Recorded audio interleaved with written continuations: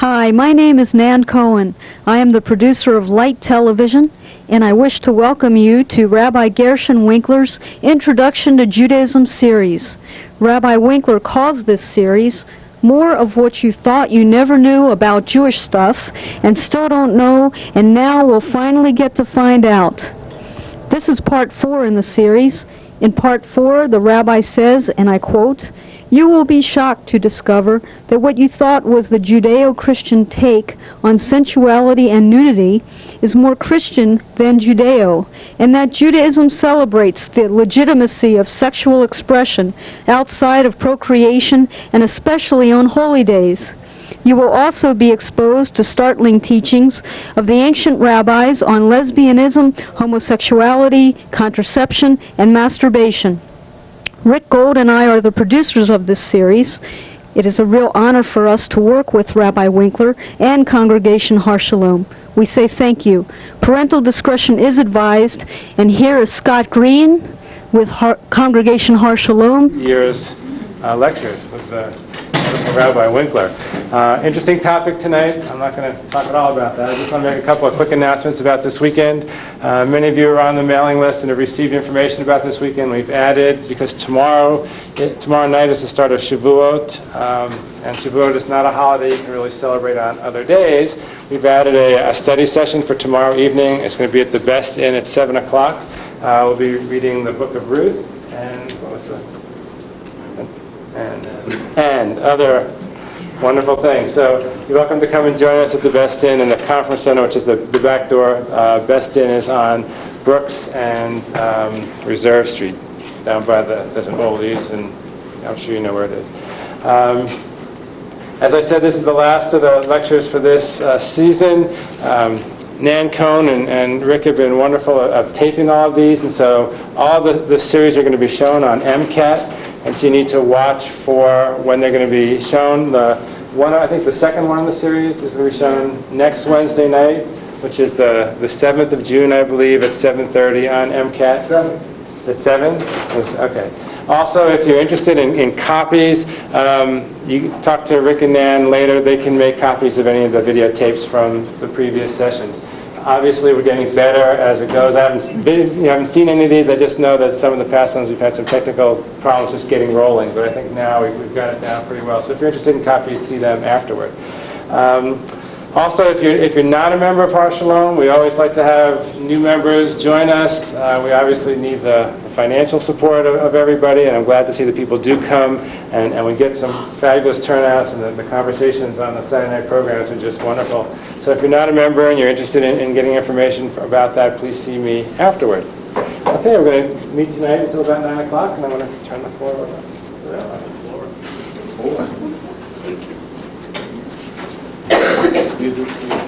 Say? No? Not at all. For my kneeling, I was supposed to kneel on that. I just put my,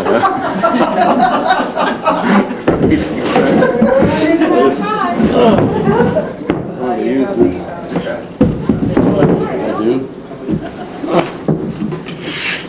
Yeah, I can put my books on here to bend down, my old age. There, isn't that more comfortable? I love it. Good evening.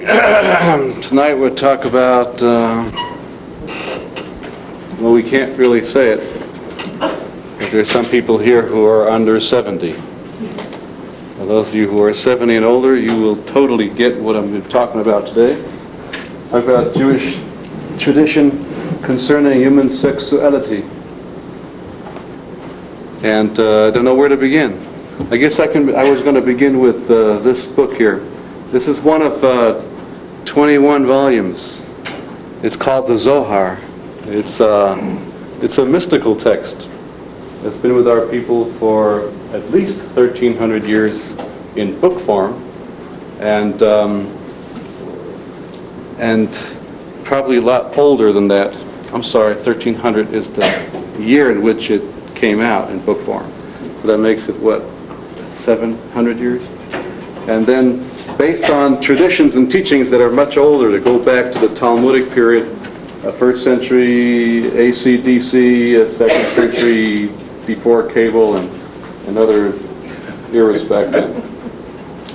This One is the Kabbalistic commentary on the most sensuous book in the Hebrew Scriptures, called the Song of Songs, by Solomon, King Solomon, who was very sensuous. He was strapped with 1,000 women, and since he was a law-abiding citizen of the Hebrew Scriptures, that meant that he had to please them. Because in the book of Exodus, one of the commandments was that the man has to satisfy the women in his life.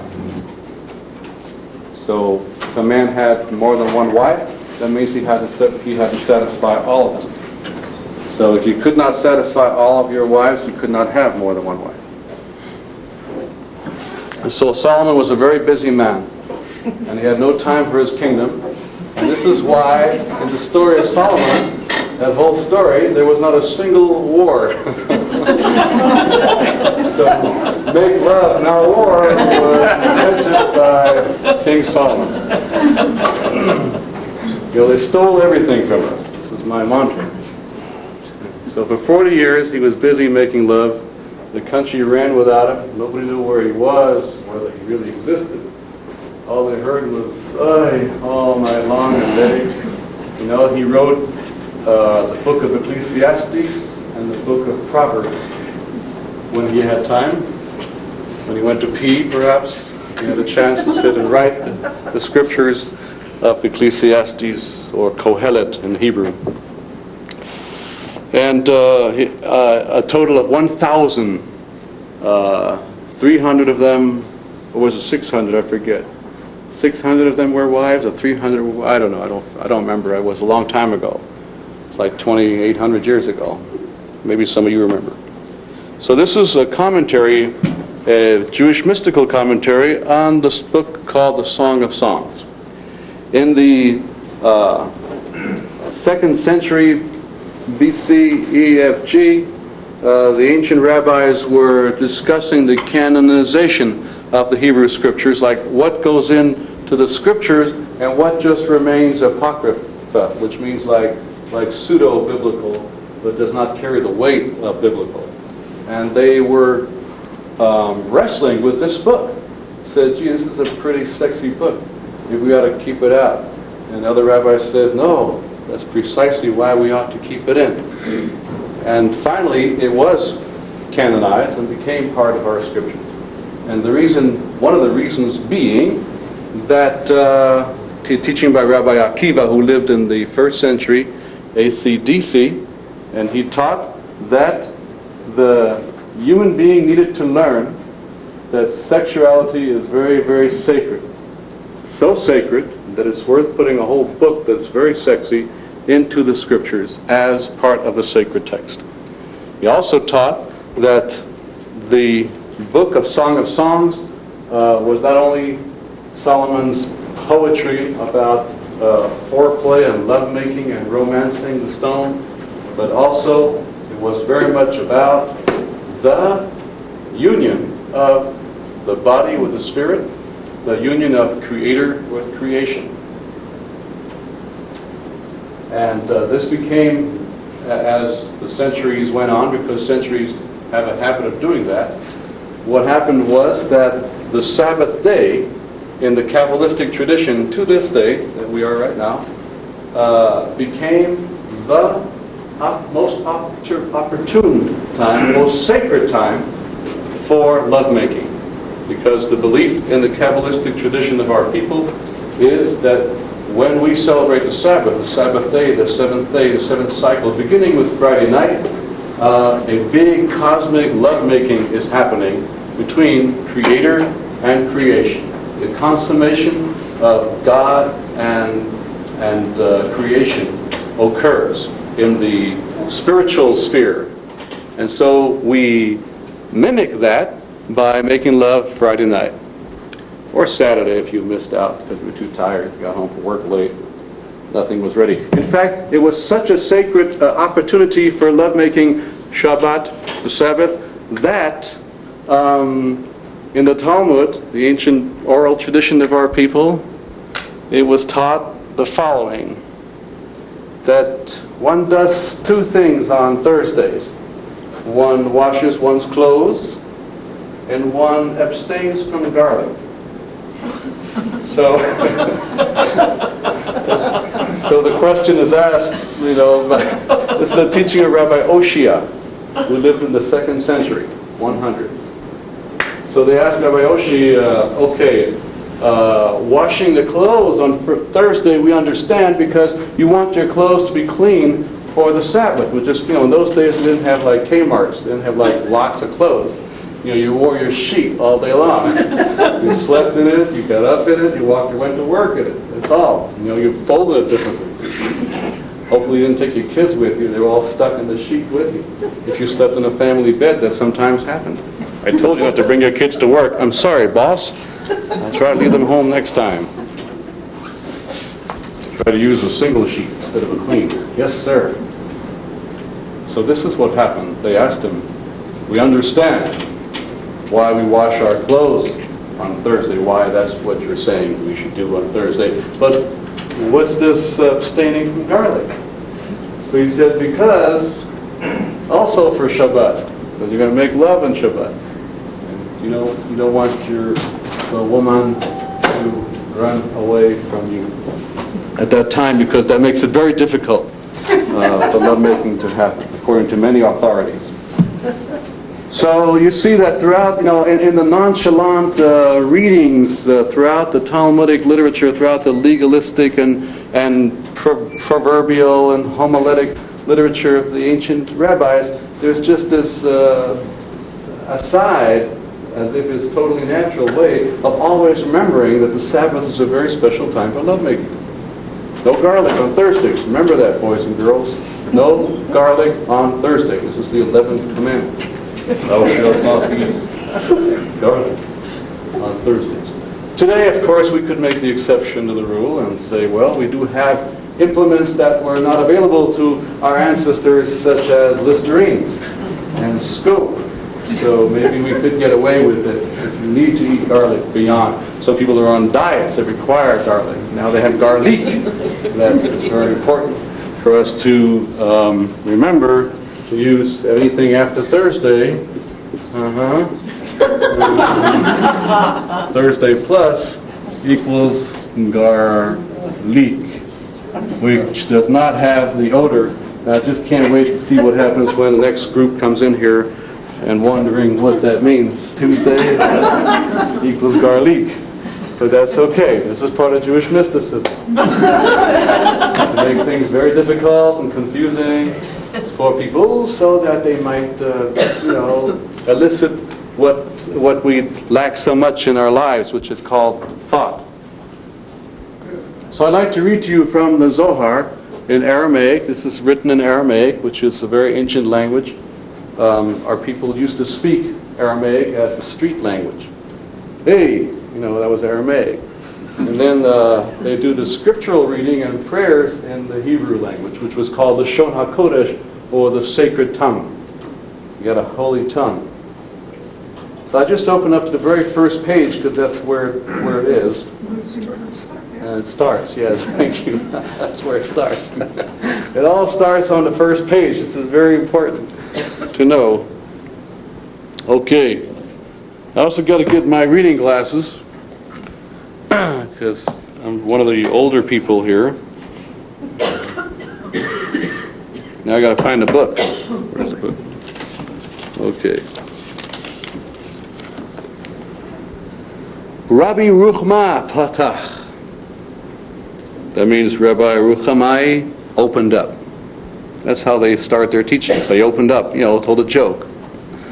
It was a rabbi and a priest that came into a bar, opened up with a joke. And then he taught as follows. And so on and so forth. Quoting from the book of Isaiah, chapter 11, where it says, and there shall fall upon you the spirit of the Infinite One, the spirit of wisdom and understanding, the spirit of counsel and balance, the spirit of knowing and being aware of the Infinite One, or we know as G-O-D, or G-D for some of you. Ha-ha-ha arba ruchot, the rabbi now commentates. Rabbi Ruchmai lived in the 200s, 3rd century, early 3rd century. Ha-ha-ha arba ruchot, behold, we now have here 4 winds, right? Isaiah is talking about 4 winds. And this is the whole beginning of the teaching of the 4 directions, a lecture that you missed, some of you did, many months ago, and you won't hear it again. V'lo zacha b'hem adam, and so on and so forth. Okay. Now, they say, well, how come it says in the book of Ezekiel, where it also talks about the 4 directions, the 4 winds, it says, that one single wind shall come from the 4 winds. And as just for an aside, which is an important aside, the word for wind in Hebrew is the same word for spirit. So from four spirits shall come one spirit, or from 4 directions shall come one wind. From 4 winds shall come one wind. Omale, hey! So he says to his disciples, what does this mean? Mishtai, they were silent, they didn't know. Omale, he said to them, this is what it means. This single wind from the 4 winds, this single spirit from the 4 spirits, is that which comes from the kiss of lovemaking.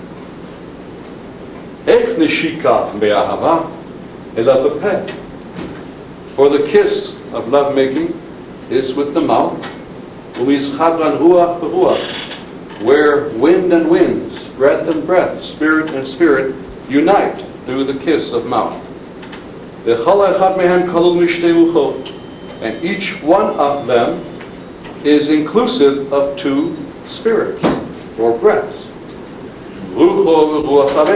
Yours and that of your partner, right? You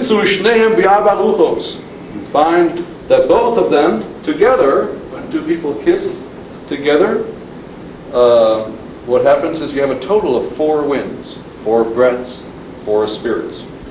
And therefore when the female and the male unite in lovemaking, there are 4 winds that now come together. And the son or the daughter comes from them. And thus you have the one wind that comes from the 4. Oh, you don't understand? Okay, let me try to explain that. Well, you do understand. Okay, let's say, 2 people are kissing. I can draw, well, maybe not, just in case the next group comes in. It's very different. So, 2 people are kissing. Okay, so each person is exchanging 2 breaths. That makes 4, because there are 2 people. The breath you give out, and the breath you take in from the other person. The breath that comes from you to the other person, the breath that comes from the other person to you, that makes 2. The other person is doing the same. Together, the 2 winds, the wind of each person comes together, creating 4 winds that become one wind in the form of baby, because you forgot to use contraception.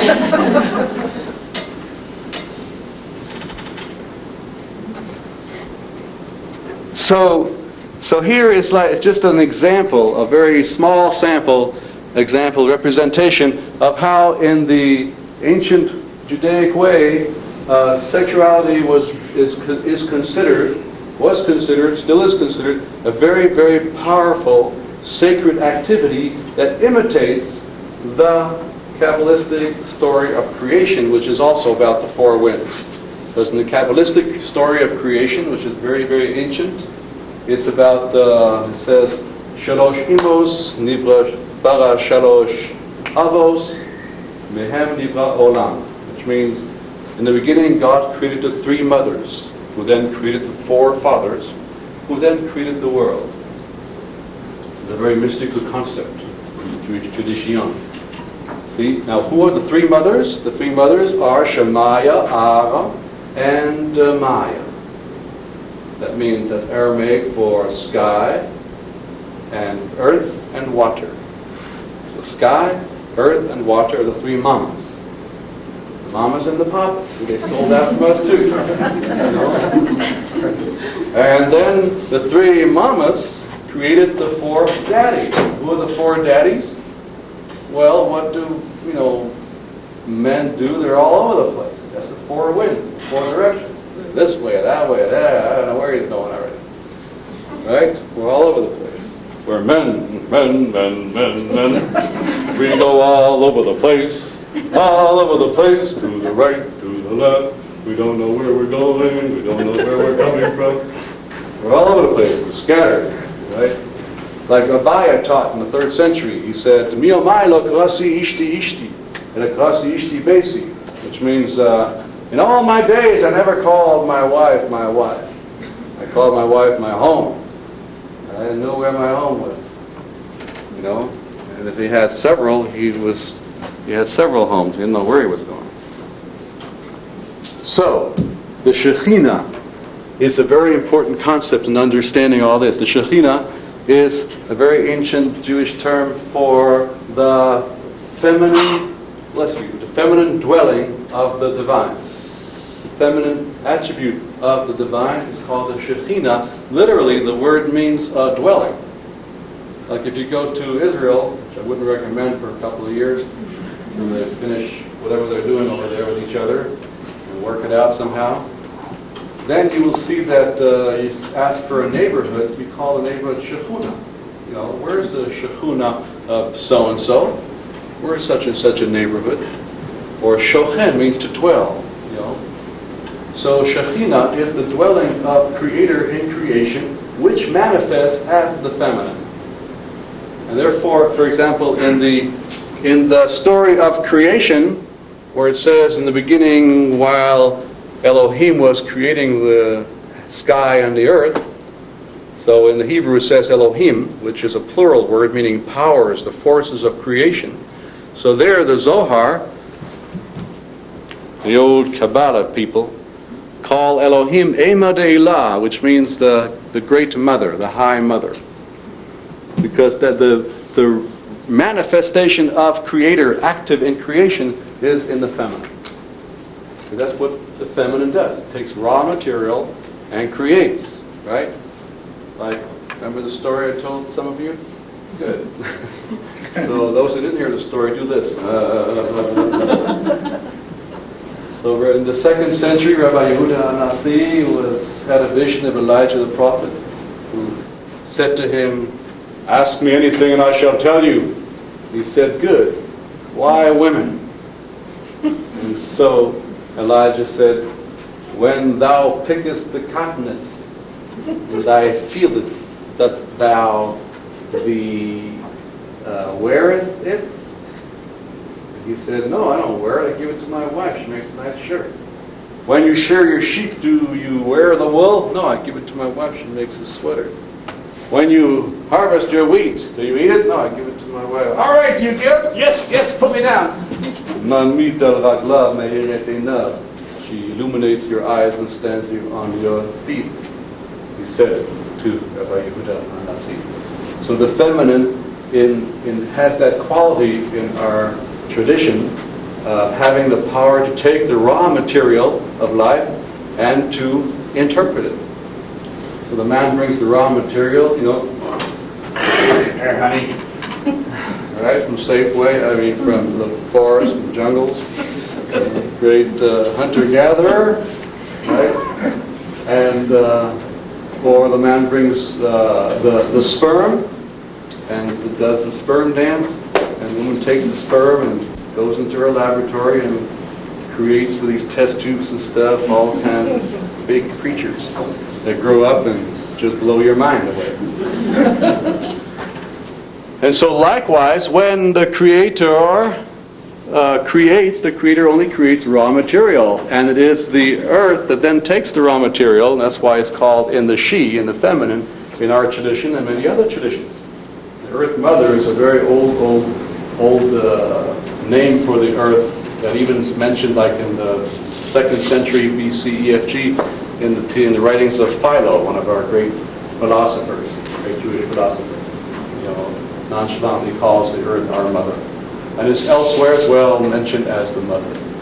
So the mother, the feminine, takes the raw material and then makes something out of it, like a tree house or some grass. And this is why, this is also in the Zohar, that little book I just read from, except in a different volume that I did not bring today because I don't live here and my library is home. So, oh, there's nothing on there. So the other piece that the Zohar tells us about the earth and the feminine is, and that has to do, coming back to sexuality, is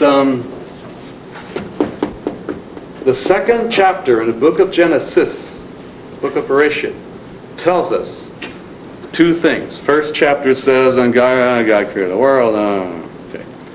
And then Adam and Eve, and everybody's created. Here we are. Na, na, na, na, na, na, na, na.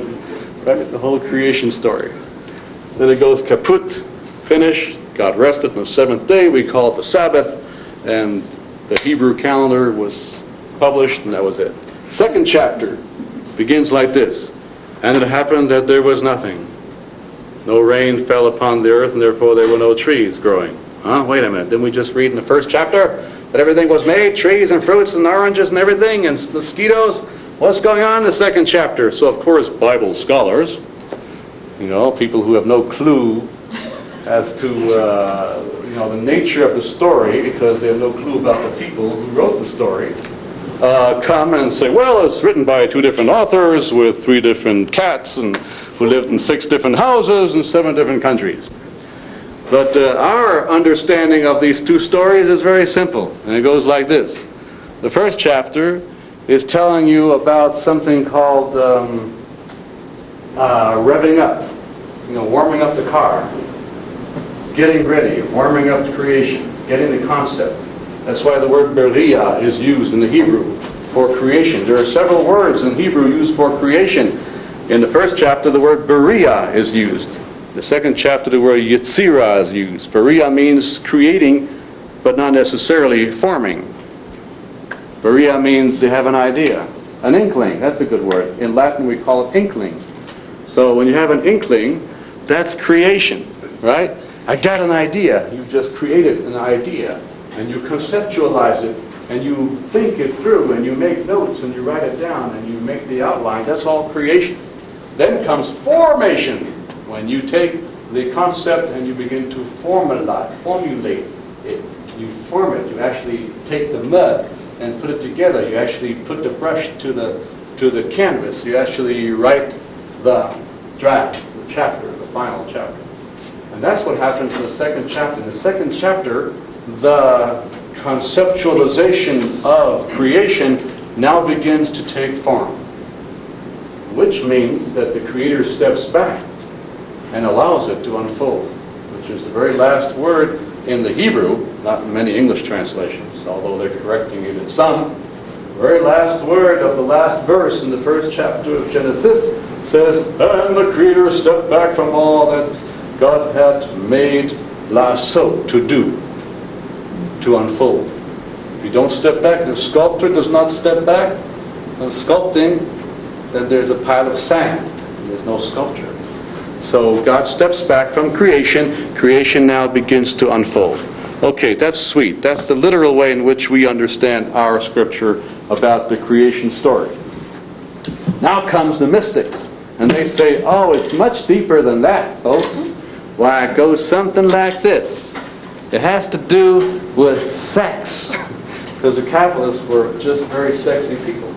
And they were always horny. So they're always writing about sensuality. Everything is sensuality. They talk, which is Aramaic for the Holy Blessed One has imbued every tree and every blade of grass with passion. Creation happened out of passion. Who creates without passion? Unless you're hired to write an ad, because you got to make a living. But, if you're creating something, it's created out of passion.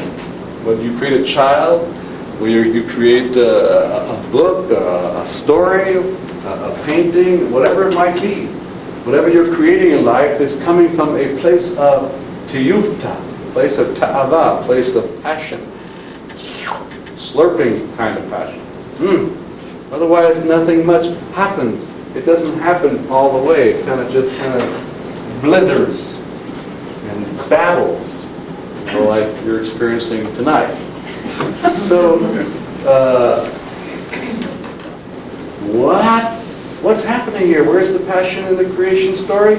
Okay, where's the sensuality? So the Zohar tells us as follows.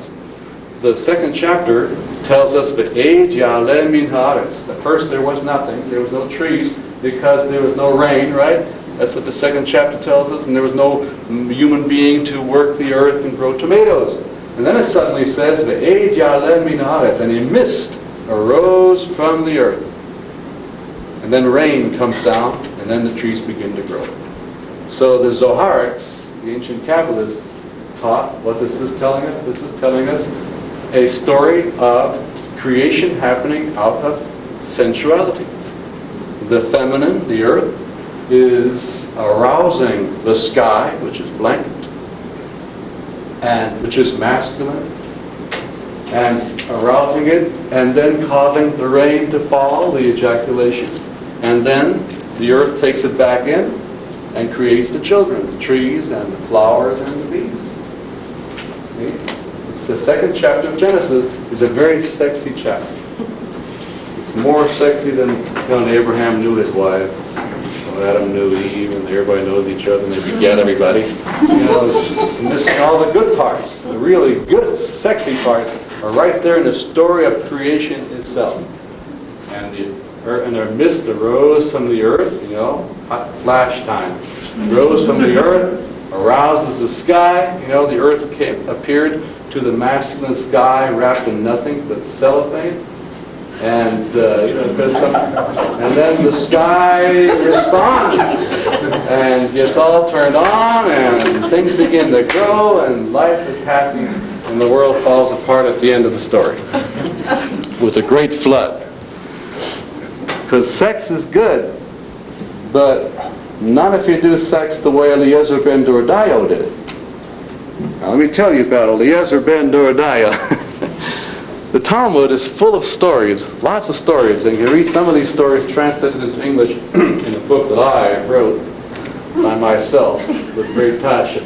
It's called Sacred Secrets, and it's a little thin book, about that thin. It's a red book, good color. So there are many stories in the Talmud about the ancient teachers, the ancient rabbis, who were very, very lustful. Like they were always looking to have sex somewhere, somehow. And it tells the story of one particular rabbi, well, several particular rabbis. One particular one was Rabbi Eliezer, the son of particular. Eliezer, the son of Dordayo.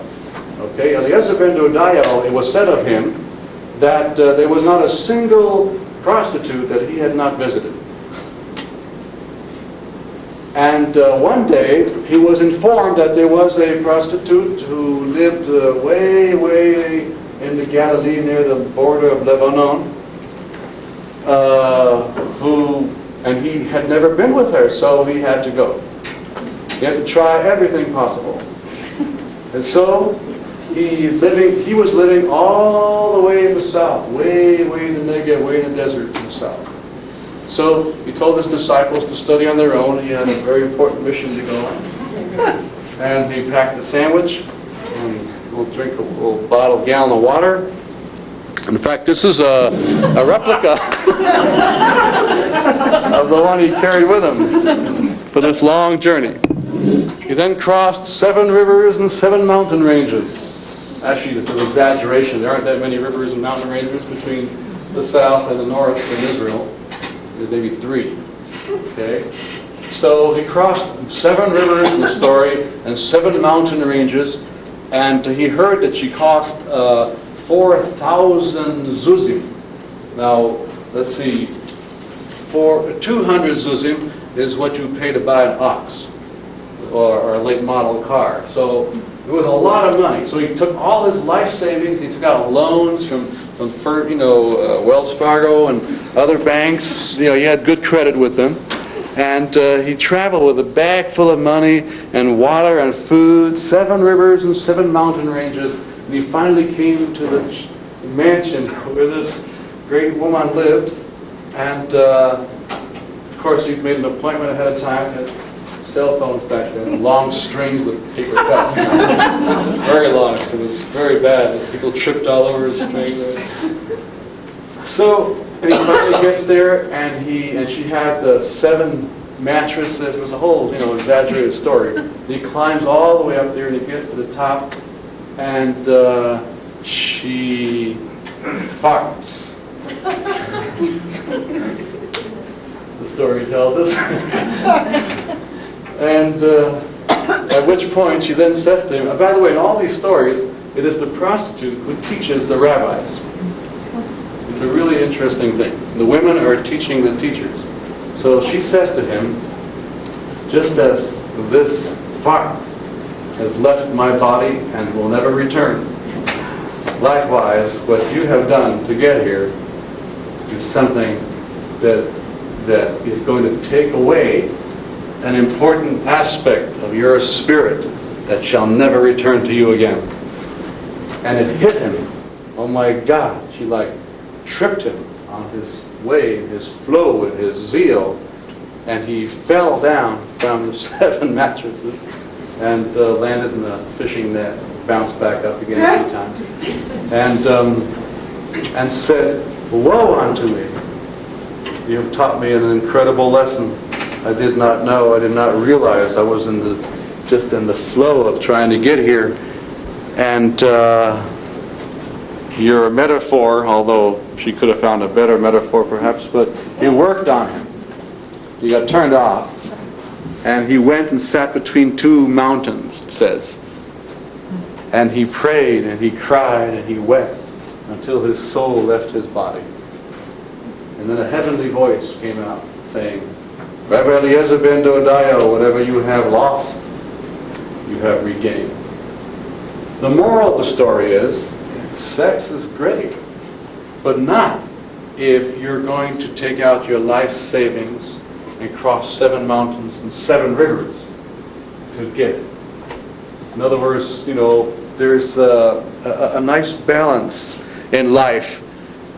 When you go and seek something that you really desire and really need and really want, to the point of negating everything else that is important in your life.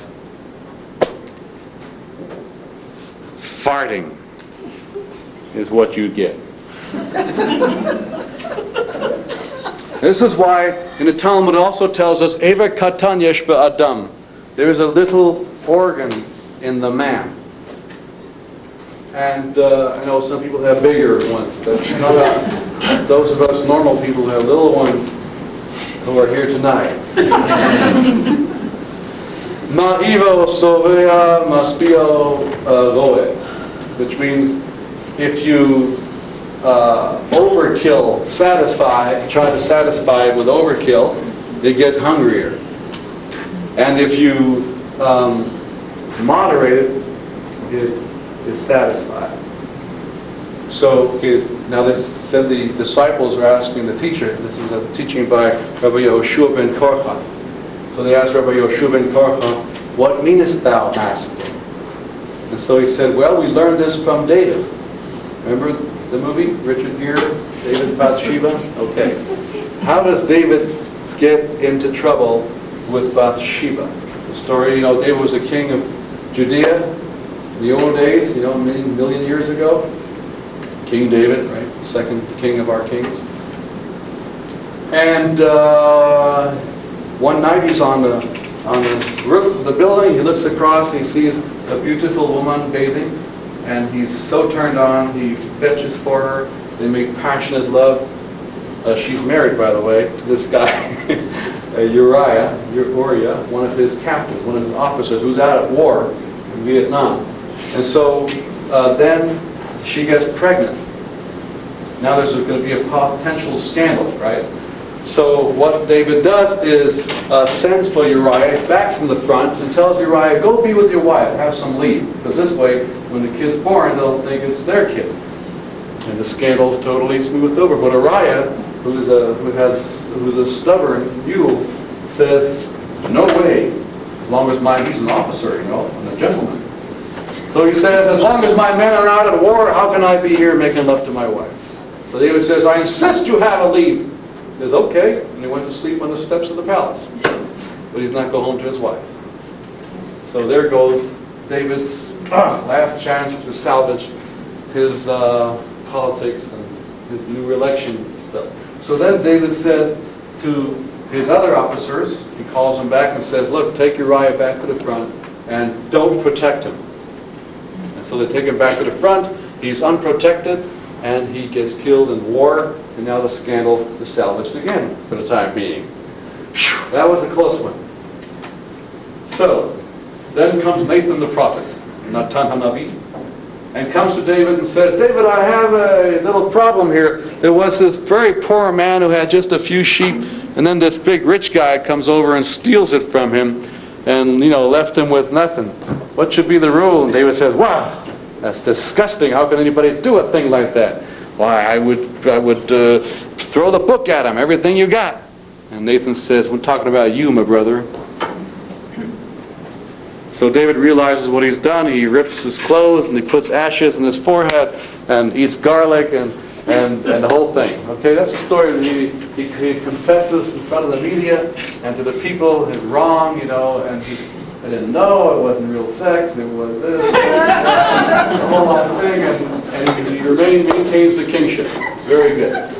Now the Talmud, now the ancient rabbis are now playing with the story, and they're saying, what drove David to do this Bathsheba thing? I mean, the man had 18 wives. Well, it's not enough for him. Well, what happened? So they say, well, what happened was this. This is about a little organ that if you overkill, saturate it, it'll get hungrier, and if you moderate it, it'll be satisfied. Well, it's easy for them to say. They were living way back then when there was no sex. It was before the sexual revolution. So what happens is this, they say, Talmud then points out, creates this embellished version of the story. It was a quiet evening, a midsummer night, and David was praying, and in the prayer he was saying, "Oh, God of Abraham, and God of Isaac, and God of Jacob," and he stopped and said, "Wait a minute." He says, "Creator of the universe, why are my people not also calling you the God of David? What do I have to do to earn that honor that in the prayers of my people they will say the God of Abraham and the God of Isaac and the God of Jacob and the God of David?" And God said, "Well, these I tested. You I have not tested." So David says, "Well, for heaven's sakes, test me. I want to be in the prayer book." And so God says, "Okay, you asked for it. Well, there it goes. But I'll tell you what. Not only, I'll do something, I'll give you an advantage over Abraham, Isaac, and Jacob, your ancestors. The advantage being that these three guys, I didn't tell them what the test was or when it would happen.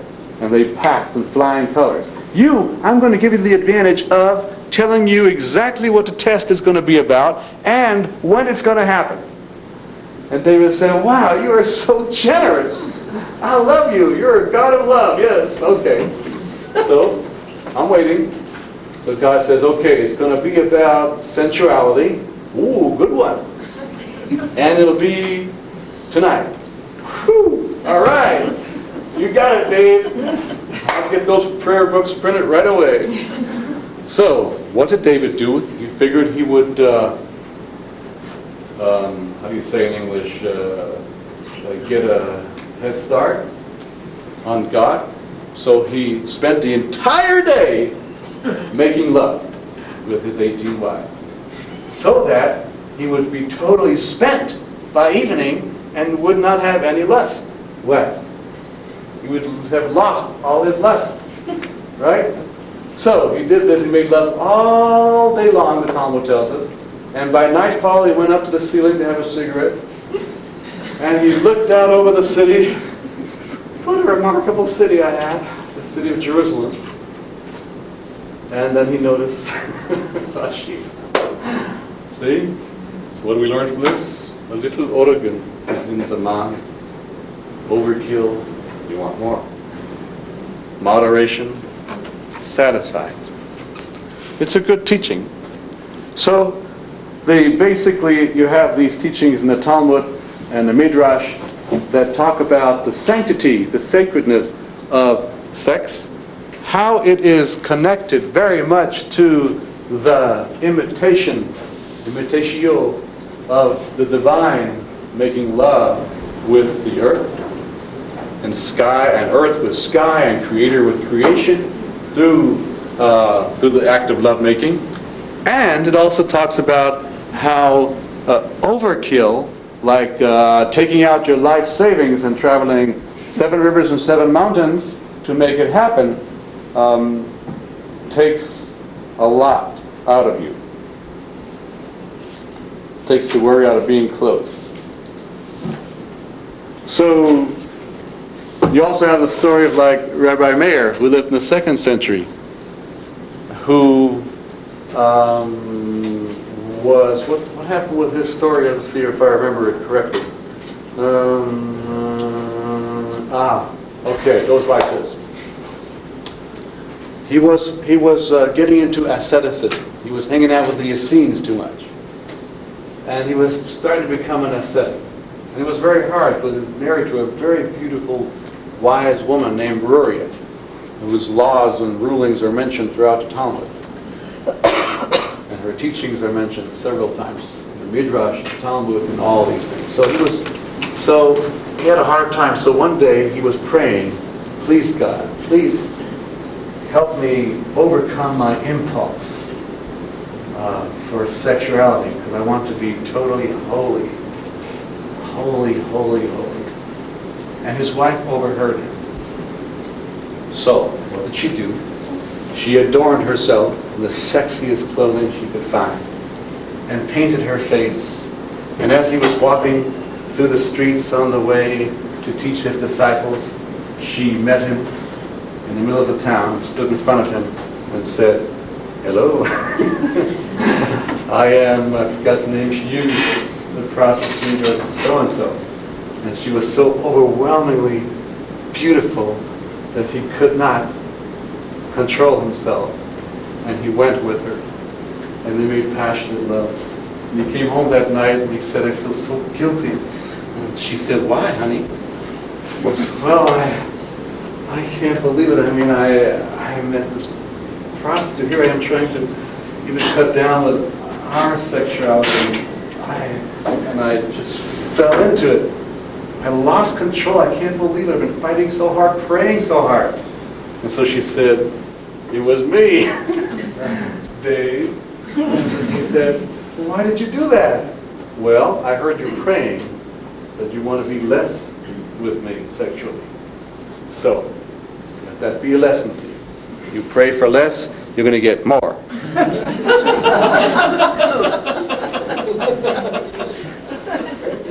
And then there's a story of a disciple of Rabbi Akiva in the 2nd century. So great was this disciple, the Talmud tells us, that, that the angel Gabriel sat at his left and the angel Michael sat on his right whenever he taught the Torah. That's how holy this rabbi was. And he had 12,000 disciples. Of course, you have to understand, they're exaggerating. There wasn't even 12,000 people on the earth back then. There were like 3 or 4. But, they had lots of mirrors to make it look popular. So, here is this great disciple that the Talmud is building up as being so holy that the angel Gabriel was on his left and the angel Michael was on his right when he taught the Holy Torah to his thousands of disciples. And then, as he was walking home one day, he saw this very attractive, again, prostitute. In all these stories, it is the prostitute who lures the rabbi in, teaches him a lesson, sends him back out again, like a little dog with a tail between his legs. Because it's so interesting. In the original Hebrew, biblical Hebrew, the word for prostitute is the same exact word as the word for nurturance, a nurturer. The word for prostitute is zona. Zona means nurturer. Mazon is food. Go to any Israeli restaurant. B'bakasha, tell me tzad mazon, no? Which means, would you be kind enough to provide me with some food? Right? Mazon, zon, is food, nurturing. So the prostitutes in ancient times, they were nurturers. They didn't just kind of hang out and sex for money. It was more than that. It was a whole bird. They'd give you a little bagel, a little cream cheese, a little brisket on the side. You want some pudding? No, I don't want any more pudding. How about an apple? I don't want an apple. I want some sex, man. I came here for sex. Sex. And they would teach him a Talmud. It says a little organ. You sure you don't want a cup of tea? Please. I'll pay you extra. Don't offer me another bite of food. Zona means a nurturer. These were nurturers, nurturing women. Okay? So, when he saw her, he said, I've got to be with you. And so they made an appointment. Well, as you know, in the story it says he sent one of his disciples to make an appointment. It was a whole different religion back then. Today, can you imagine a rabbi sending his chassid, his disciple, to make an appointment with a nurturer? Unbelievable. I mean, at best the rabbi would go himself. Like it says elsewhere in the Talmud, if a man sees that his urge is overwhelming him, he should cover himself in black blankets and just kind of go and do it already. Go into town and do it. So that no one should know. Who is that? I don't know. It looks familiar the way he walks. I don't know. See? So it was a whole different reality back then. Your religion wasn't this prudish thing. Sensuality wasn't this thing you stayed away from. It was this thing you invited and moderated and made very sacred. Even with a zona, a prostitute. It was a sacred activity. So, he sends a disciple, Harry, would you please go and make the arrangements? Yes, Rabbi. And he went and made the arrangements. And that night, the great rabbi, on whose right was Michael the angel, and on whose left was Gabriel the angel, the Talmud says, went to have his appointment. And she says to him as he approaches, he says, I have seen at your right the angel Michael, and at your left the angel Gabriel. I have seen thousands of disciples before you. And you are coming to pay me to give you sex. Something out of balance here, my friend, isn't there? And he said, well, don't mind that. Let's just get on with it. So she says, do you want to visit the place you wish to enter? Those of you who don't know what that means, I'm sorry I can't go any further than that. And he said, whatever. And so she grabbed his head, the Talmud says, and pushed it right down between her legs. And she said, this is where you want to go. This is where all of your focus and all of your energy is. And so he stood up and he said, oh my God, I don't know where I am. I have been teaching and I have been doing miracles and I've been doing healings. And I myself, I don't know where I am. Thank you. And there's another version of the story where she later comes to him in the house of study and says to him, you are a saint for turning away, and I want to be with you in marriage. Anyway, so there are many stories like that are just, to build up the real sexy part, and then they give you this anticlimactic ending. Sorry about that, but they have to keep it balanced. So important is it that like I said before, in the book of Exodus, I think it's chapter, 23, 24, something like that, you have, the Torah tells us that, about the obligation to satisfy, for a man to satisfy his wife. Because the obligation was on the man, because it happens to work out, for those of you who don't understand, that men get easily satisfied without a lot of work. Women require more something we call foreplay, which is something men have to learn about. foreplay, before sex. And in fact, the Zohar, the ancient Kabbalists, talk about how when a person goes out on a journey, addressing women and men, it says you have to engage the wilderness with foreplay. You don't just approach the woods. And, I'm going into the woods, bye. But you have to approach it with foreplay. What does that mean? It play with honor, with respect, with trepidation, with coming and seeing before you go. Say, wow. I mean, you know, some people walk into the Grand Canyon and, wow, it's pretty nice. You know, that's a quickie. Foreplay means you go into the wilderness and you stop at the entrance of a valley or something and say, wow. That's all the word you need, wow. Well, in Hebrew, vow. Okay? And the Talmud also it gives a whole schedule for when the man needs to make sure he's available to the woman in his life. So if he's a laborer, it's at least twice a week. He needs to be available. You know, there's be a schedule on there. Man available. So in case she wants to, he's available. If he's a scholar, a sage, it was once a week on the Sabbath. Why once a week? Because he's in his head all week. You know, if she comes to him and wants him, he'll like, who are you? You know, what's your name? What tractate are you? What volume of the scriptures are you? Right? He's in his head all week long, but he knows, based on the teachings, that when the Sabbath arrives, he has to come down and be with the feminine. Then you have a mule, the different caravan leaders. If you were, you know, just like we have bus drivers, right? Greyhound, Trailways, Amtrak, train driver. So if you were a camel caravan leader, it was once in 6 months. Wait. Otherwise, nobody ever got anywhere. I know, like, you know, nobody ever would get anywhere. The Jewish guy leading a caravan, he says, "Oh, excuse me, but I got to go back home to be with my wife." Everybody that's how cities were born. You know, the world was not populated with no towns around.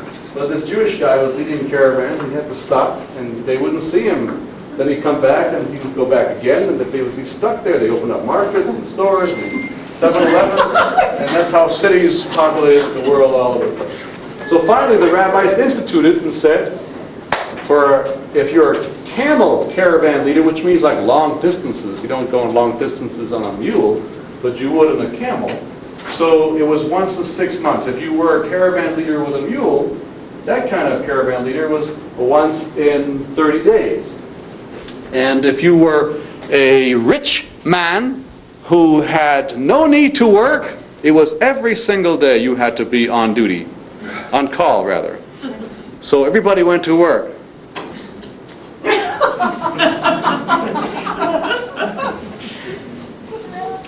I didn't know you need to work. You have a lot of money, inheritance. You need to work, believe me. Just give me a job, anything. It's like the schedule, yeah, and all that stuff, yeah, okay. Well, and the regular laborer twice a week, yeah, all that stuff, we did that, right. No garlic on Thursday, we did that too, yeah, okay. The other thing the Talmud says is that nudity during sex is a must. The teaching by Rabbi Huna in the 2nd century that he would be dove, who would be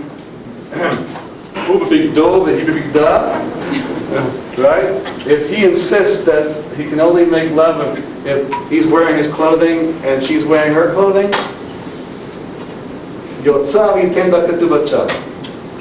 they should separate. She should go home to her family or wherever she wants to live, and he has to give her the ketubah, which is the value that's promised in the marriage contract. In the ancient times, and today we still practice this, although we don't really practice it, we superficially practice it. We had in ancient times a ketubah, a real legal contract that the rabbis instituted for the economic security of the woman. So that if the guy gets kidnapped by pirates or UFOs or abandons her or dies, which people did back then she is protected economically. If he abandons her, for example, the court the Bet Din, the rabbinic court, goes and seizes his estate, everything he belongs, cashes it in to support her. And the law was so strict about this, that not only did the rabbinic court of the region have to take the money from his estate or his land or whatever to support her and sustain her, they also had to use it to buy her jewelry, to buy her ornaments. In other words, all the things that were promised to her in the marriage contract. Why were ornaments promised to her in the marriage contract? Because the tradition is, the belief is that what is trivial to a man might be life-nurturing to a woman. And so whatever women have the custom of having and enjoying to wear, and painting, they used to paint their hands and their faces, and they used to wear all kinds of jewelry and all kinds of perfumes. These things were included in what the man was obligated to give her. He did not just become obligated to give her what he thought she needed. He had to step out of himself to see what it is she needed. This is like 2,000-year-old teachings. The female orgasm was a given back then. Obviously, because they talk about, even that the man is obligated to satisfy his wife. And this goes back 3,300 years, the time of Moses, where that law occurs in the book of Exodus. The three things that the man was supposed to give his woman was she'er, kesus, and ona, the Torah tells us. This is in the book of Exodus again. She'er, kesud, and ona, which means food, shelter, which includes clothing, and conjugal rights, or whatever you want to call it, sexual gratification.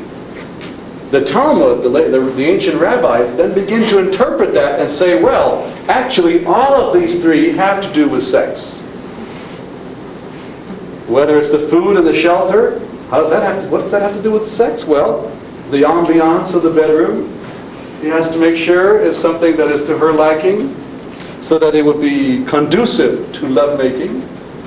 The clothing she wears should be conducive to her, in other words, attractive to her, so she feels comfortable in it. In other words, this is something that the modern day sex therapists and psychologists are now beginning to write about. That foreplay is not just a half an hour before sex. That foreplay is something that goes on all week long. And how you relate to your partner, and how you dress, what you smell like, and all that stuff. All is part of an ongoing, long-term foreplay. Foreplay is always going on, just like creation is always going on. So therefore, the ancient rabbis, 2,000 years ago, interpreted these three things, food, shelter, and clothing, and sex, as all being part of the same thing, all having to do with sensuality. And food as well. Like, don't eat garlic on Thursday, please. Oh, that includes Friday. Do we have to be very specific? Until you finish making love. Then you can have all the garlic you want, unless you want to do it again. And then what? There's so many other, millions and millions of other things. I'll tell you what. Before I go on, maybe I will invite you to ask questions. Now, maybe there's some specific questions you might have that I'm not covering, that I may not cover. No questions? Okay. We go on. Yes. So apparently all these instructions are being given to men. So what are the instructions to women? Obviously, the men that are giving the instruction, because men are writing the instructions, obviously the women are sitting in the background laughing their brains out. That's right. Obviously the women are saying, the poor guys, they need all this instruction. And it's a good thing they're getting it, because otherwise, and they're tying it into the religious practice so that it becomes something the man has to take seriously. Because otherwise, look, I don't want to downgrade men. I used to be a man myself. Right now I'm a hermaphrodite. But we tend to be absent. You know, I mean, we tend to be absent. You know, they did this experiment where they put electrodes on women and on men, and then I think it was at UCLA or I don't know, one of these universities. They have a lot of universities in this country. And they gave them problems to solve.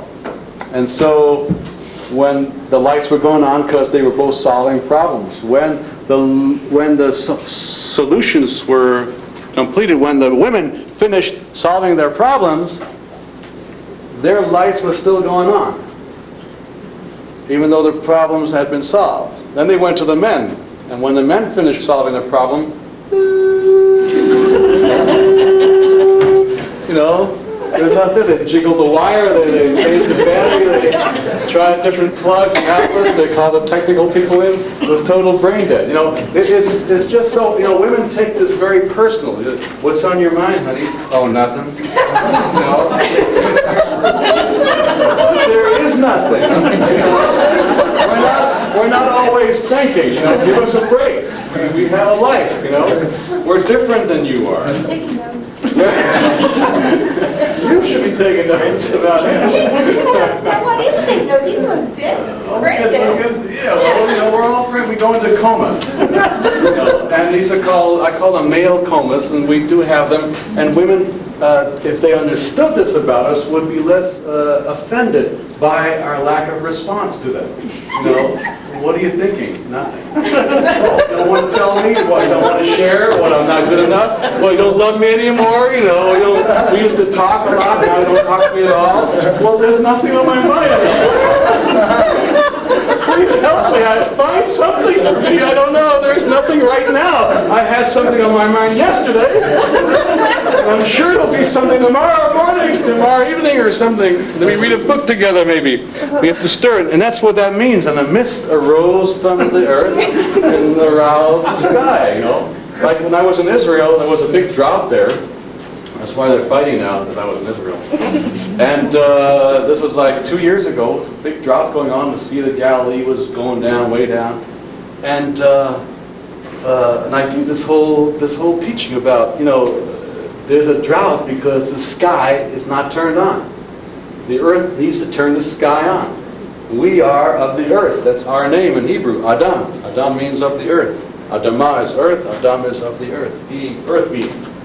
We need to arouse a little passion, a little love here, you know, a little yumminess instead of the bitterness that we come with from our history and from us and themness and all that stuff. And then I left, and it rained and it flooded, and we were fighting each other, and there's a lot of passion there, and more rain's coming, it's really good. So, I don't know, I'm going blank. It's happening. It's happening. I'm sorry, I'll be back in about 10 minutes. I mean, look at the story of Adam and Eve, you know. She's the only one that's alive there, you know. The snake doesn't go to him, because he's, you know, walking around and there's no one to talk to. Hello, Adam. Adam, you gotta eat, yes? She's ready, because she's relational, she's ready to engage. And so she gets the apple, and whatever it was, and then it says, and she gave it to the man who was with her. You know, he's with her the whole time. If you read the story carefully, the text doesn't say she ate the apple and she went home, you know, 3 miles away and said, here, look what I brought you. Right? It says that she gave it to the man, Asher Ita, who was with her. He was there the whole time, you know. Here, huh? Thank you. Whoa! Wow! Hallelujah! Right? There we go. Yes, there was a question back there. No, wait. Repeat which part? I was thinking about something else. Exactly. You know, I went to this, I was asked to teach at this men's retreat in Ukiah. It was the worst nightmare of my life. And, you know, because it was very hard. Very, very hard. Men's retreats. These are not things that Jewish people to go to. Nor silent retreats. Very, very hard. So, there was a question here. You had a question? What a question? It was an arm up here before. You forgot? Never mind. Yes. I can understand the feminine aspect of Shekinah, the tree of life. Traditionally, we see that feminine at the base of the tree of life, the earth. And yet there also is like a masculine aspect in sandal palm. Can you explain how that exists? Yeah, I don't know if it's in Sandalphone necessarily, but there's the masculine and there's the feminine. there's Matatron, and Shekinah. Okay, what are you even reading that stuff for? What's the matter with you? It's dangerous stuff. You have to be 40 and married with children before you read that. Matatron. Because if you're 40 and married with children, there's no way you're going to study any of this stuff. It's really cute. They say to study Jewish mysticism, you got to be, married with children. And boy, that really does keep you grounded. You're sitting there. I'm sitting there with my holy books. Oh, I'm getting it. Oh yes, it's coming to me, Dad. Yes. You said you would play with me. Well, I will. Let me just finish with Matatron. It's Matatron and Shekinah. Okay? Now, interestingly enough, you find a lot of this in many, many ancient religions of the god and the goddess making love with each other. Matatron is the highest form to not make a whole long mystical teaching. We can do that next year when we resume our lecture series. Matatron is like the highest manifestation of the divine in the masculine form, and Shekinah is the highest manifestation of the divine in the feminine form. The two make love on Shabbat, which is why we make love on Shabbat. Okay, now what is this stuff? This stuff is about the Ein Sof hitting the prism of the physical universe. What's Ein Sof? Ein Sof is one of the mystical names for God in our tradition. It means no end. So one of the names for God in our tradition is no end. Another name for God is Belima, without what? It's a very Zen Buddhist kind of concept of God. The no end. In the book of Job it says, Tole eretz al Belima, the earth is suspended by without what? So the without what, the no end, is the infinity of what we so glibly call God, or Elohim, or Adonai, or Great Spirit, or Allah, or whatever you want to call it.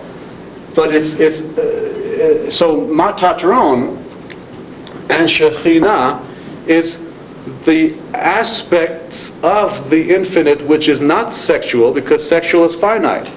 It's not gender. God is not male or female, or even both, because that's, again, going into finiteness. Rather, God is beyond all that is beyond all that is. What happens when the infinite, no end,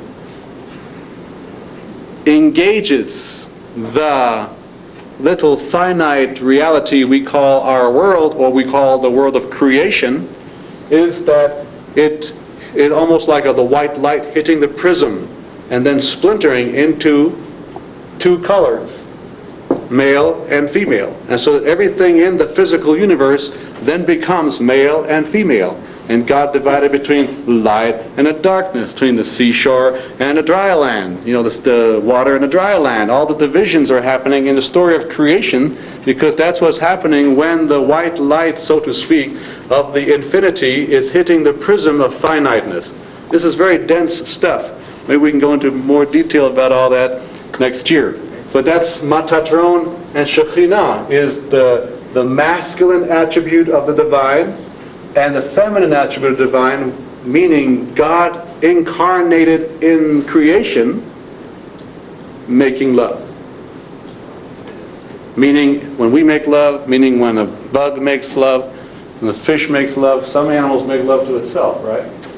And do their own eggs. Very high forms of Kabbalah talks about that too. So I don't know if it answered your question, but it's a very heavy question to deal with here without giving a lot of background information. Traditionally, we see Metatron at the top of the tree of life, wisdom. Yeah? But in other writings, we see Sandalphon also at the base of the tree of life where Shekhinah is. Yeah, that's true. In some traditions you have Metatron, some traditions you have Sandalphon. These are all different names of the attributes. Sandalphon is more like an angelic level of it, an angel level down in the root of the tree. Nonetheless masculine. Nonetheless masculine, yes. And then you have Betty Jane, and she's like in the tree itself. But really, to go into that stuff, I really have to go into a lot of background about Metatron, Sandalphon, Shekhinah, Lilith, the whole long, big thing that I don't think I want to devote the whole evening to tonight. But and also the Tree of Life business and that whole thing is really not old Kabbalah. You know, it's more like melancholic medieval Kabbalah. The old Kabbalah does not talk about the Tree of Life in that respect with Sandalphon at all. The old Kabbalah talks about it very much in a very paganistic, pantheistic way, where tree and root, where the Tree of Life, is the manifestation of the divine in the earth, rooted in the earth in mystery, and manifested above the earth as the visible creation, as what we call pshat, the literalness. So there's the literalness of life, that's the tree, and then there's the root, which is the mystery. And that within the very physical, the most physical manifestation of life is the highest mystery of the most spiritual. Let me ask one last question. Sure. Most of what you're saying is post-prism in regards to the dualism. Is there not some aspect of our life and our living that is pre-prism? Oh yes, absolutely. But we don't know what it is. I don't know what it is. See, for me, the meaning of life is, why, I ask myself, why am I here? And the answer that comes to me is, I am here for the purpose of not knowing why I am here. And I get that teaching from the pre-prism place, the pre-prism teaching. I am here for the purpose of not knowing why I am here.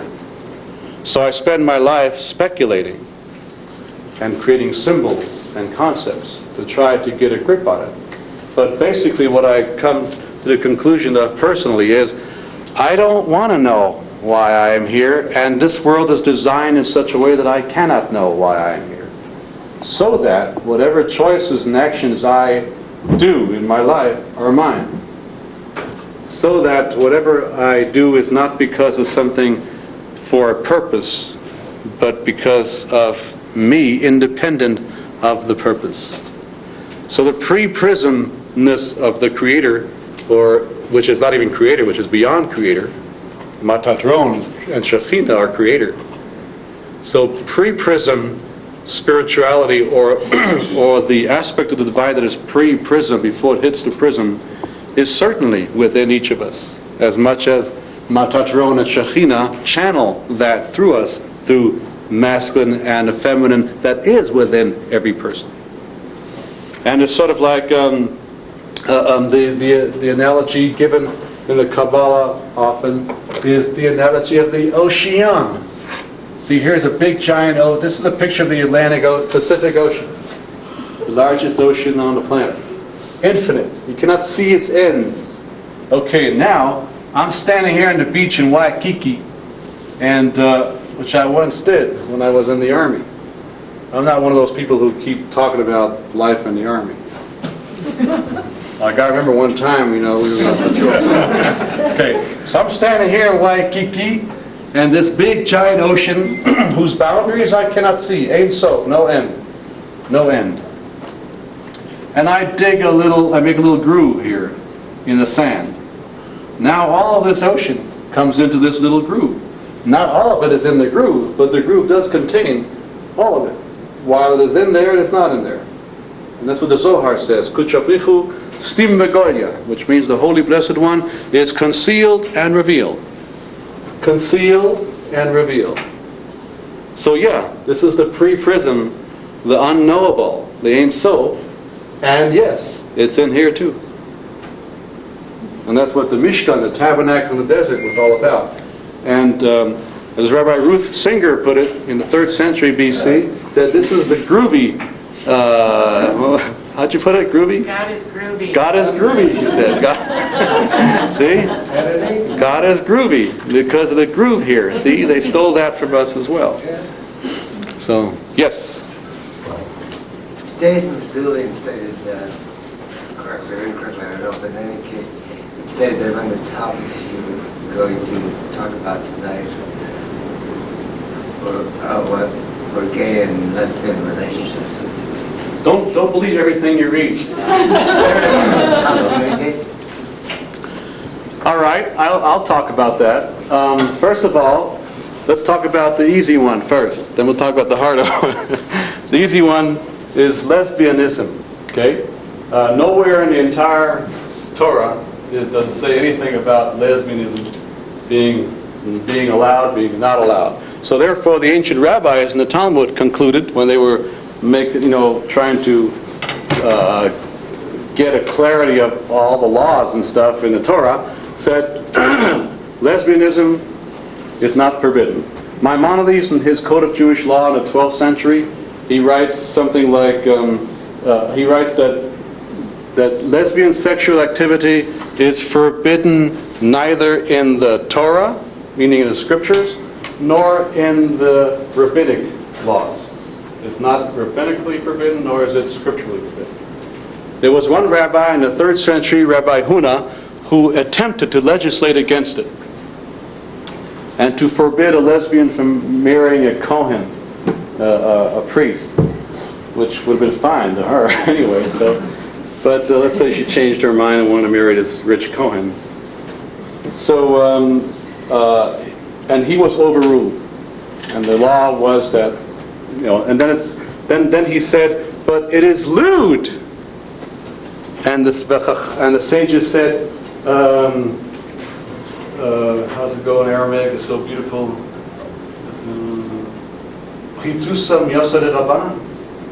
I'm sorry, which means, since when did the Torah forbid lewdness? Did Moses ever say, thou shalt not be lewd? No. Okay, now we go to the hard one, male. But we're running a little late now. We have a half an hour, and I have to drink some water, and I'm also going into a male coma.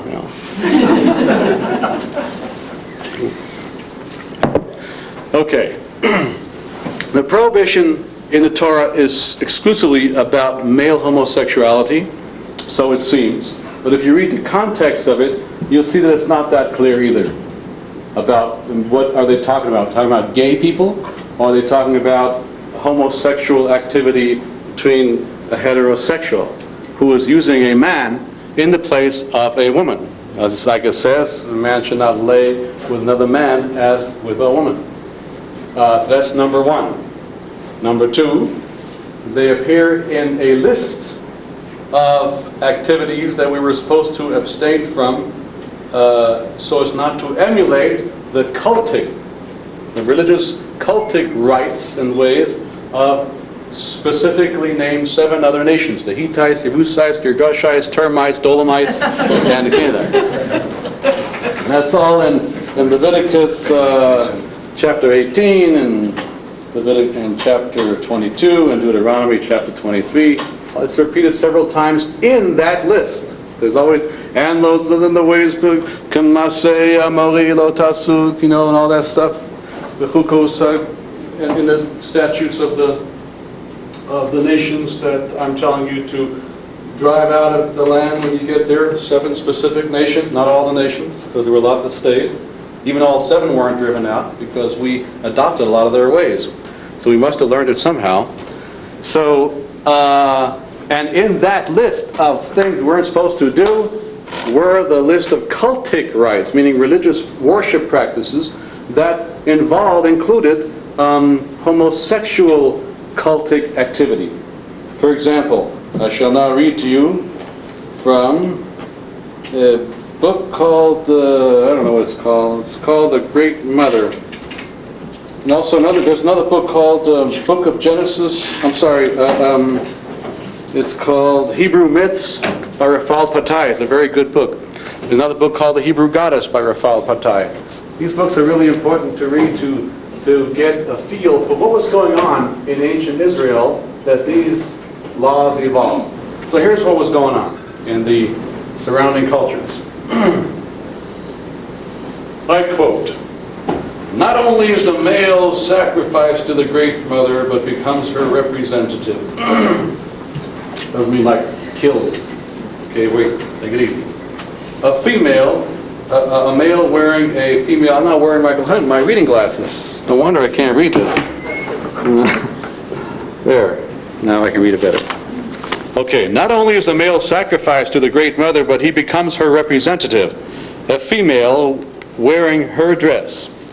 Whether he sacrifices his masculinity in castration or in male prostitution is only a variant.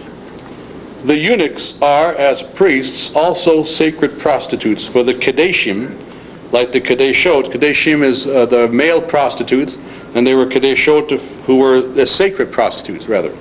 Male sacred prostitutes, and there were female sacred prostitutes in the temples of these cultures. So they're representatives of the goddess whose orgiastic sexual character excelled her fertility character, and blah, blah, blah. Okay. The male votaries? How do you say that? V-O-T-A-R-E-I-E-S? Huh? Votaries? Ovaries? Votaries. Okay, the male votaries of the great goddess who prostituted themselves in her name were called kalavim, dogs, and wore women's clothing. Now this is interesting because in the Torah, in the book of Deuteronomy, chapter 23, it mentions that you cannot take the price of dogs as an offering or as a contribution to the temple. And this is what they were referring to. The prohibition is spelled out against both female and male sacred prostitutes, and the term dog is used in those contexts, as in price of a dog. This is mentioned as an invalid donation to the temple in Deuteronomy chapter 23.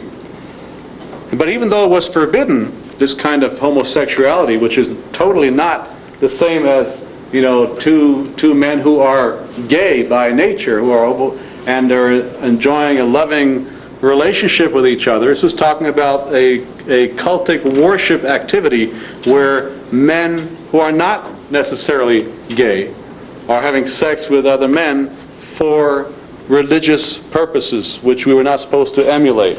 But yet we did fall back on it, as I said before, because there were still remnants of the 7 nations, and we still learned from their ways. And therefore in the book of Kings, the first book of Kings, chapter 14, and also in the second book of Kings, chapter 2, it mentions that the Israelites were practicing this kind of stuff. Now, here's from the book of Philo, 2nd century BC. They would apply themselves to deep drinking of strong liquor and dainty feeding and forbidden forms of intercourse.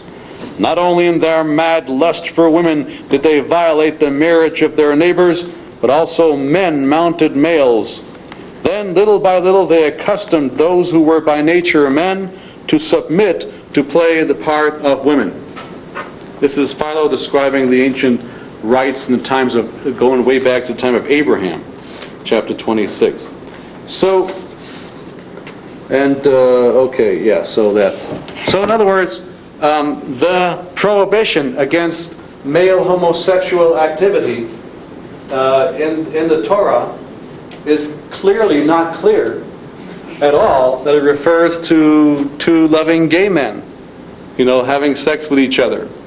In fact, if it was so absolutely black and white clear that it was that, why would the rabbis wrestle with the issue 1,000 years later after the law was given? Because in the Talmud, in the Tractate of Yevamot, Then page 54A through 56B, you have, you don't believe me, huh? Go check it out. Punch in the web, Talmud. You have this whole discussion about what constitutes to qualify to violate, let's say you want to violate a sexual prohibition, like adultery or like male homosexuality. What do you have to do to qualify? So the conclusion is you need intromission. Okay? And that means like actual intercourse. So if a man's having an affair with another man's wife, but they didn't have actual intercourse, there's nothing that the law can do about it in ancient times, especially nowadays. But in ancient times, when it was like a big bad thing that you got punished for, punishable by death.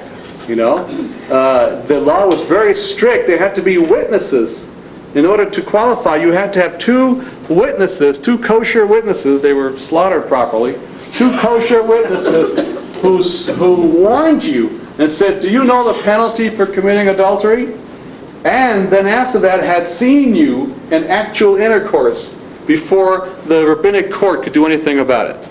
See, that's how strict it was. Then they talk about male homosexuality in the same way.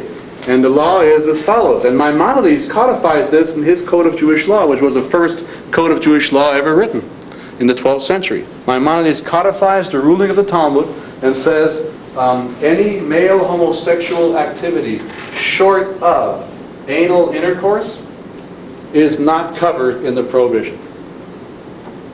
That's what he says, and that's what the Talmud says in the Tractate Yevamot. Any male homosexual activity that involves anal intercourse comes under the prohibition. Any male homosexual activity does not include anal intercourse, does not come under the prohibition. If there's no intromission, there's no prohibition. Yeah, I like that. See? That's number one. And number two, again, back to number 1A, which was similar to number 3C, which is that it seems more clear than not that the prohibitions, as they appear in that list of cultic prohibitions, cultic practices we were not supposed to do, is talking about a whole different context than a gay couple having a loving relationship. That is more clear than the other way around. And again, as we said in number 16a, if it was so black and white, why are the rabbis wrestling with the issue 1,000 years later when they talk about, well, what constitutes it? Well, if two men are just, having sex without intercourse, and they say that does not come into the prohibition as it appears in the Torah. So we wrestled with it, and we still are wrestling with it. So it's like two heterosexual men who are using each other for sex in the place of a woman who lays with a man as with a woman in a submarine. Any other questions? Yes. I'm aware of your Native American interests as well. In the Native American traditions, this notion of gay is looked at in a spiritual context. Mm-hmm. That's right. In which they call these people two spirits. Mm-hmm. And in almost every tradition, some aspect of this two-spiritedness is understood. Could that not be as well redirected at your groove there, that this homosexual aspect might be some aspect of the two-spirit, the pre-prism discussion we had earlier? Why not? That's good. Good interpretation. Yeah, absolutely. Because again, God is not male or female. God is both. And also, number two, in post-pre-prismism, you have the concept that goes like this. The pre-post-prism thing is like, in the beginning, this is how the Zohar talks about the pre-post-prism thing. that first, the Creator, the breath of Creator comes out. Bad breath. Okay? Morning breath. My kid never wants me to go near her in the morning. I never knew I had morning breath. So, and even though I had other kids before her, no one's ever told me. But this kid tells me, Dad, your morning breath. Oh, I'm sorry. Okay, can I kiss your head? No. Can I say good afternoon after lunch? Yes. Okay, first comes, this is the first soul. This first soul is asexual. First breath that comes into the prism becomes soul. It's like God's blowing bubbles. Okay, first bubble comes before it hits the prism. Let's say this is the prism, okay? Prism. Okay. First breath in the pre-prism world is neither male nor female. As it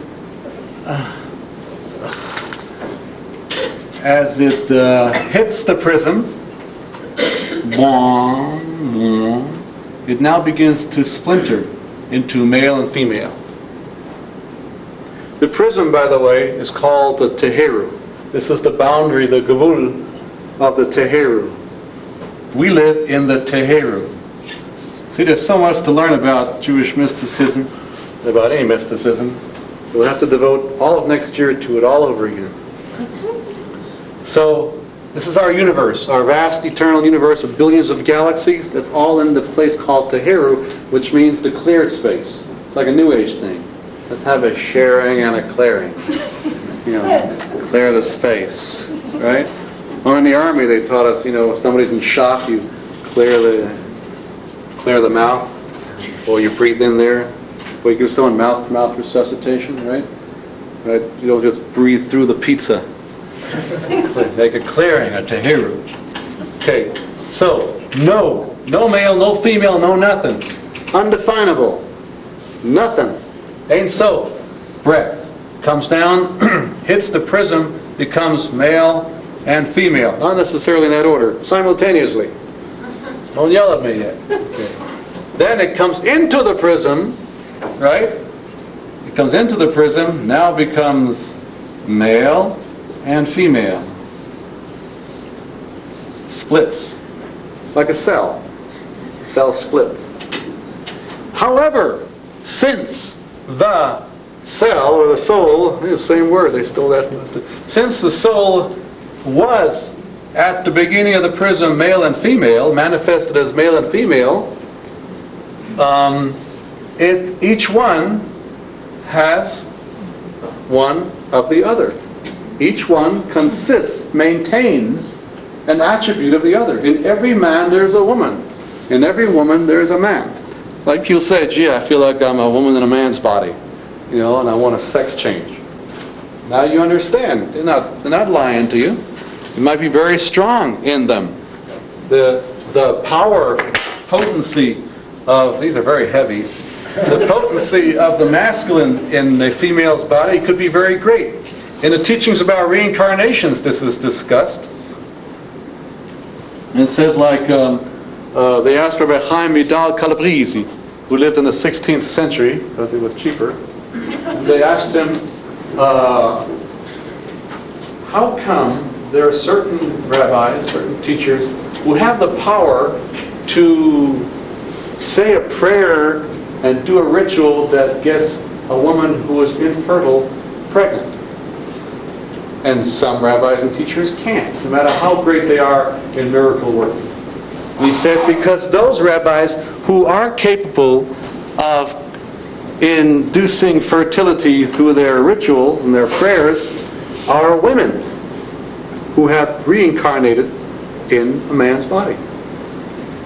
And therefore they have the power of the feminine and of fertility in them to do that. See? This is how wild this gets in the mystical tradition of our wild, crazy people.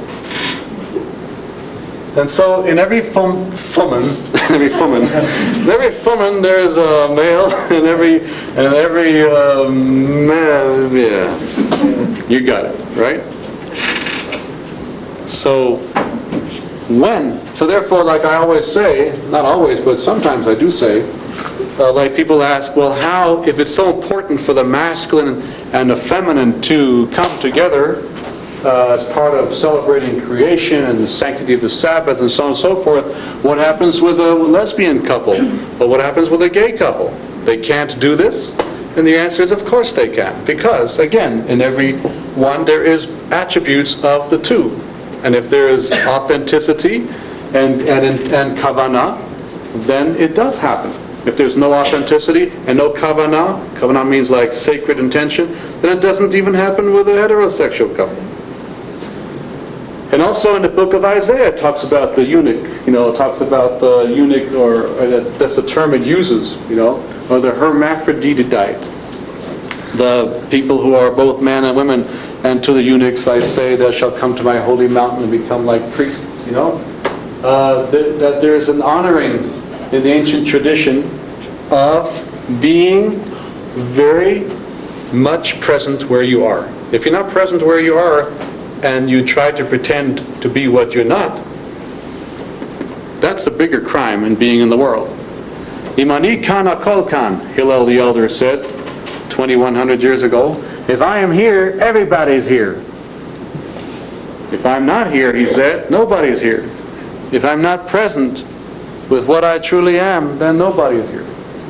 So if I'm really gay and I'm pretending to be straight, because that's what society wants, so that's how I was taught in Hebrew school, then, what am I? Who am I? And who and what you are is what's at the bottom core base of being here in this world. It's the only way you can get through this world and take it with you.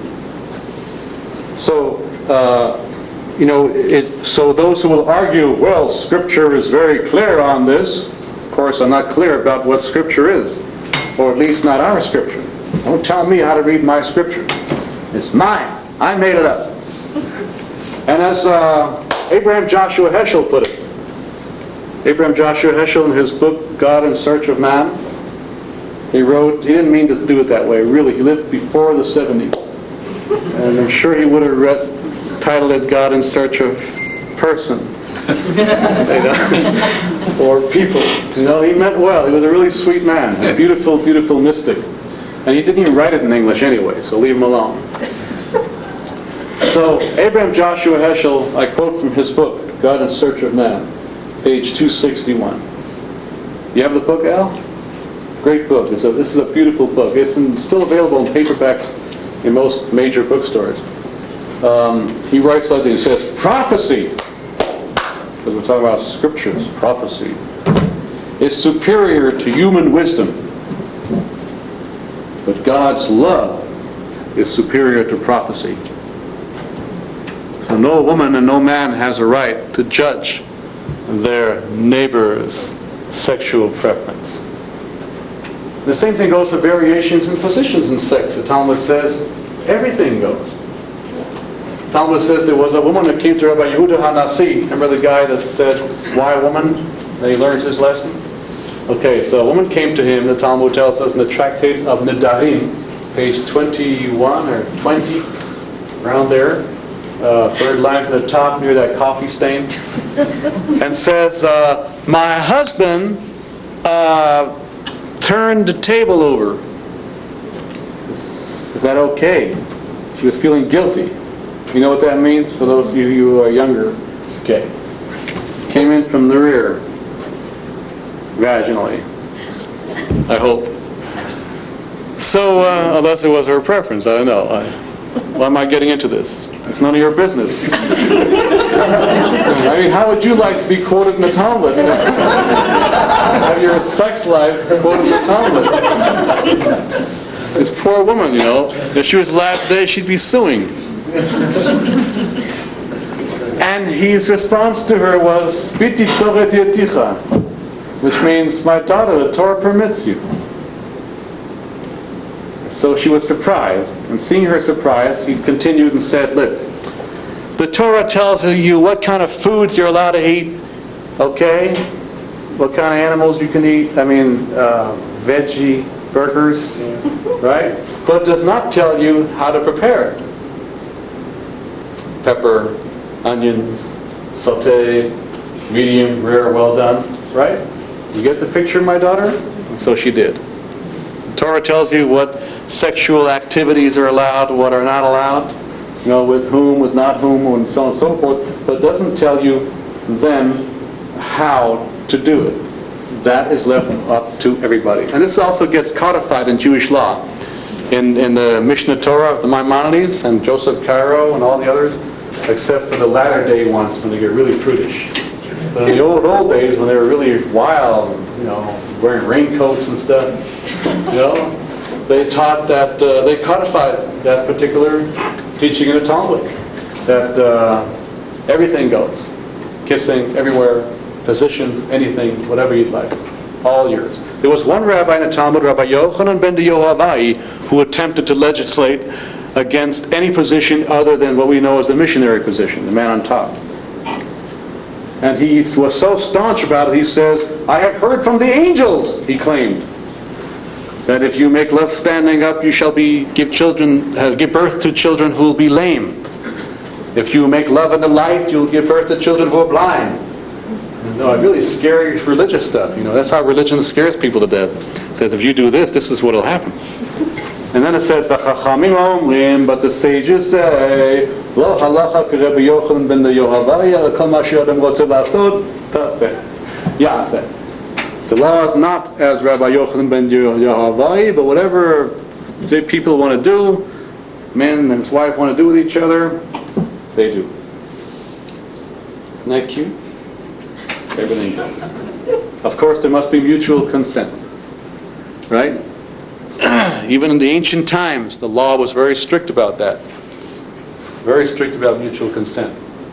Rape was not just something that happened that was considered a crime outside of the legal license of marriage. Marital rape was recognized as such in the ancient law in the Talmud, way back. And the husband was penalized and punished as if he would have raped a woman, stranger in the street. It was no different. Same thing was if he abused his wife physically, then he had to pay the penalty as if he would have abused physically any stranger in the street. It was no different. Man, woman, wife, married, child, same law applies. All these things are in the Talmud at a theater near you. Any other questions? Wow, all right. All right, now Rick and then Nan and then gentlemen. So, what's your name? Bruce? And Bruce, okay. So would you finally answer the ultimate question from the Torah, I believe? Which came first, the chicken or the egg? Yes, I can answer that. Both came first. Matatron and Shechina. They both came first. Both. Chicken and the egg. Both came first. Thank you for the question. They both came first. The potential for and the fruition of came at the same time. The tree, Eitz Chaim, the tree of life, is symbolic of that. It's symbolic of the potential and the fruition. Every tree is potential and fruition in one. It's chicken and egg in one. That's why the story of the creation story is about God didn't create a fetus, right? God creates a nice, handsome 25-year-old guy and a 33-year-old woman, and they're all ready made. The chicken and the egg, they're right there. Nan. The three mamas included the sky. That's correct. When you were talking about the mist, you said the sky's masculine. Yeah, that's correct too. See, it goes back to the present stuff. Yes, right. So her question is, if the sky is masculine, right, then how could the sky be included in the three mamas, right? Very good question. Do you have an answer? What is the answer? The three mamas are the three aspects of love. The four fathers are the four aspects of creation. Yeah, and creation is both masculine and feminine. yeah. There you go. Got it. See, got it? Okay, Got it. so Thanks, Gary. I knew he would have the answer. Talk about the tree of life and all that. And then Bruce. I picked up a little book of Jewish mysticism one time. In fact, that's what it was called. It was a little tiny book, and I only had a few minutes, so I went to the chapter on sex. And, You do that too, huh? Look at that. but it said something that really struck me. It said that as people try to live their righteous lives, they spend a lot of their life trying to encounter the divine. But in a lot of ways, creation gets in the way. But in sex, through the orifices of a woman, the man touches the divine, and it helps him reach it seemed to be saying it like helped him live a righteous life and taste the divine that's really there and reassure him it's a real thing that he's trying to have contact with, or something like that. Yeah. Would you comment on that? Did I get it right? Something like that. I will demonstrate. The Talmud talks about that. In fact, you don't even have to go to the Kabbalah for that stuff. That the holy, we had the tabernacle that Torah talks about. We had built that ark, the Ark of the Covenant, which is now in the basement in a warehouse in Washington, right? So that ark, there was an altar, there was all these things, and then there was a curtain over it. So the Kache Kachim was called the Holy of Holies. Holy of Holies was this big curtain thing behind which was this place you could never go into unless you were the high priest once a year only. So once a year, only one human being, the Kohen Gadol, the high priest, would go behind the curtain. Now, the whole teaching of Talmud says about this also that the poles of the ark protruded. One protruded here, pushed against the curtain. One protruded here, pushed against the curtain. The Talmud says these are the breasts, and the Holy of Holies is the vagina.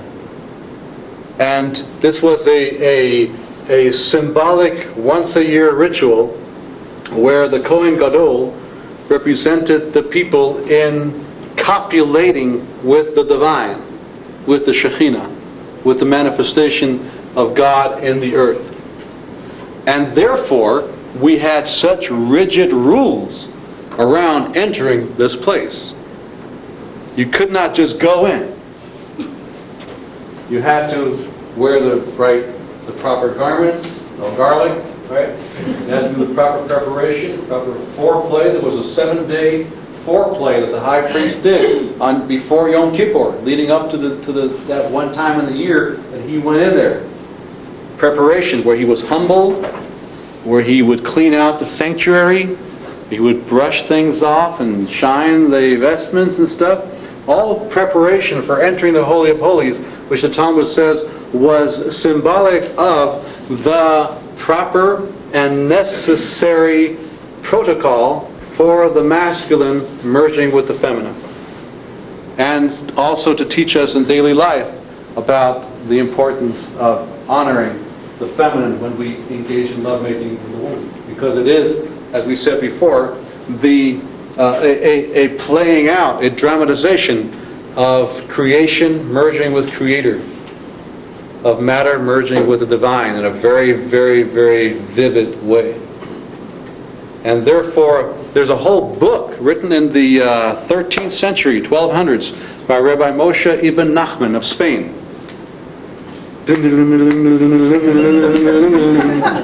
Amen. So Rabbi Moshe ibn Nachman of Spain, who was known as Nachmanides, not to be confused with Maimonides or your Maimonides, right? Or our Maimonides collectively. He wrote a book called the Igeret HaKodesh, which means the holy letter, the letter of holiness. He didn't write it as a book, he wrote it originally as a letter.